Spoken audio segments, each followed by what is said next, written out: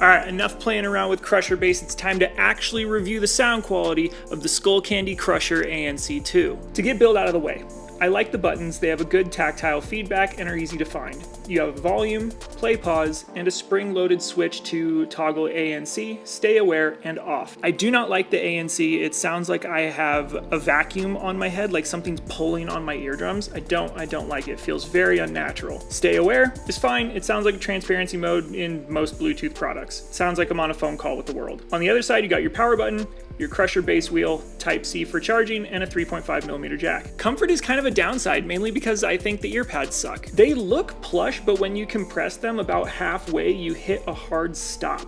The opening is really small, so my ears touch everything everywhere, and the leather pads don't breathe well. I get that the overall design here was a conscious decision in order to make the bass louder and more immersive, but comfort kind of suffers as a result of it. The build overall feels solid. Nothing creaks or rattles, it feels well built. Now the sound over Bluetooth, even with Crusher Bass off, it still kind of has too much bass that really bleeds heavily into the mid-range and starts to drown out the treble a bit, except for like this really high-pitched metallic strike on cymbals that to me is actually kind of annoying. The bass is also kind of strange because I feel like it has like this really big mid-bass peak, but it doesn't go too far into the sub-bass, and it just kind of, it's just this massive wave for the rest of the frequency response. But how is it with Crusher Bass? Really?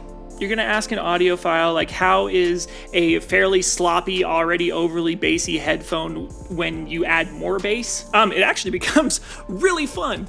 It's a really unique experience that I have not heard out of anything else, and I haven't been able to get that same sort of experience using an EQ on anything else. Like, the Crusher Bass is truly a unique feature to this. It is hysterical. It turns songs even like Simple Man by Leonard Skinner into an EDM track. Interestingly enough, when I plug this into my IFI Hip DAC 3 via the 3.5mm jack, it actually sounds a decent amount better. It reminds me a lot of the Meze 99 Neo, not as comfortable, but at least in sound profile. And the Meze 99 Neo is not a like technically good or balanced headphone either, but at least it's a headphone that I really like. This will not be on the recommendation list, but when I see people wearing these, I can't help but smile a little bit because I know at least they're having fun. I hope this helps. Check out that recommendation list later.